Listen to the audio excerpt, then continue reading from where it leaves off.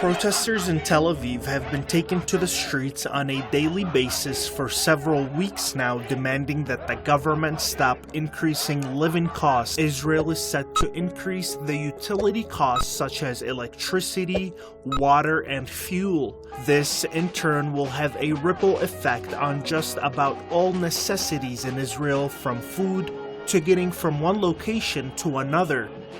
These demonstrators believe that Israel's living costs are already high, and with the new planned increases, life will certainly be tougher in Israel.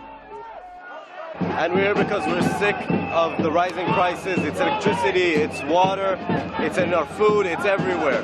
And we're here to put a stop to it. The demonstrators put the blame solely on the regime for the planned hikes in the first place.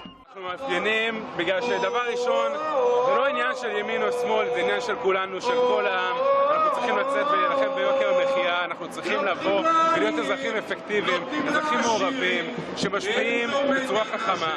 הבעיה פה זה לא ביבי וזה לא כחלון, זו השיטה שבמסגרתה במשך שנים נוצרו... Electricity, water, and fuel costs are expected to rise as much as 8% as early as January 2019.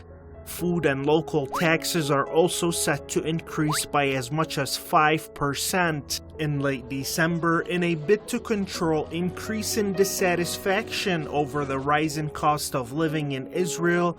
Prime Minister Benjamin Netanyahu said that electricity prices will rise, but less than the planned 8%.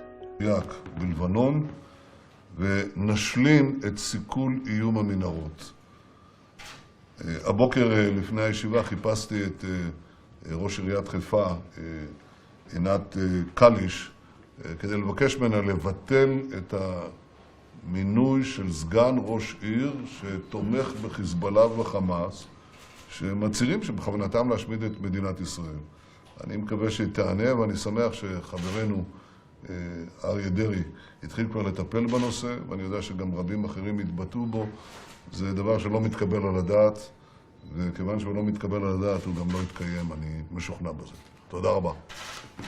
With Israel heading back to an election year in 2019, the rise in living costs has touched a nerve with the public, bringing back memories of huge protests in 2011. Up to 150,000 protesters took to the streets in cities across Israel just 7 years ago, demanding action on the rising living costs. However, little was done to answer the demands of the protesters. Moshe Levy, a construction contractor from Tel Aviv, has been in business for a significant part of his adult life.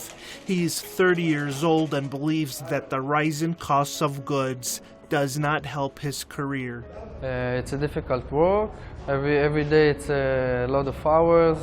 We're working from very early morning until afternoon. It's not an easy job. Now I'm 30. The government not help so much. Everything is expensive here. The worker cost me a lot of money. All the materials cost me a lot of money. The fuel, the insurance, everything is expensive here. Everybody think it's difficult here. Everybody looking for another opportunity. Inside in Israel and outside. Everybody search opportunity in Europe or in US, because it's not easy to get apartment here, to buy apartment. So we need to look up for another places. Moshe believes that part of the issue is that many Israelis prefer to live in the capital, Tel Aviv. Thus, the increase in population is making life more expensive there. It depends where you live in Israel.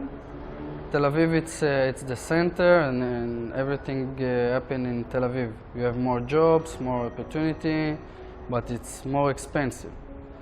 In other places, in the south or in the north, they're suffering from, they don't have a lot of works or jobs. Everything is coming to the center. So who live in the north or in the south, it's more problem for him. A lot of people leave the country here, young people in my age or younger. Maybe most of them coming back, but everybody want to try to look for something else. Maybe less tax, more opportunity. I think who that's serve the country in Tzal supposed to get more stuff, more opportunity, or maybe discounts about a few things.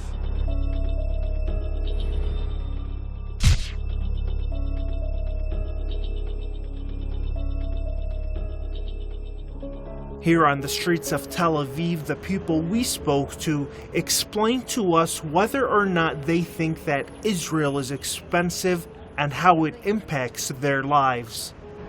I do find Israel expensive. I think there are a few areas actually. One is, I think, just the general day-to-day groceries, rent, depending on where you live, of course. You know, some of the necessities are actually quite expensive, so I find just what we need to live our life is expensive, but also then the luxuries as well, like going to movies or hotels. If you want a holiday within Israel, it's sometimes cheaper to actually pay for a flight and a hotel overseas instead of actually staying local. I don't find Israel, I know Israel is expensive. Every time you go into the store, to the market, prices are compared to Europe or the States are incredibly high. I think that Israel become expensive in transportation and also in the daily uses of the salary we have. For example, if we get a paycheck, it's not enough for groceries, for rent, for if you want a vacation or something like that, so we cannot afford it because, you know, with income and the outcome you have, it's not the same. In general, I find that Israel is expensive, but it depends on whom you ask. There is a very deep gap between populations, and if you think about the demonstrations, yes, there are families that cottage cheese is no problem. They can buy 10 boxes at a time. But if you have many children and if you don't earn enough, it's quite a problem. Buying a car, it's expensive. Keep a car, it's expensive. Gas is expensive. Food, living in Tel Aviv. I know not everybody can live in Tel Aviv, and I myself, I'm living in the south, Darom. Darom's south. South. So I'm in the, you know, in neighborhoods that are less expensive. But still, it's really, really expensive. If a person would like to send his kids to a private school, it's a lot of money. According to the New York-based human resource firm Mercer's annual cost of living survey, Tel Aviv is the 16th most expensive place to live in, surpassing even the UK and Russia. Another poll by the Israeli-based Panel's Politics Research Institute, a whopping 43% of the Israeli population say they are pessimistic about the expensive living costs in Israel.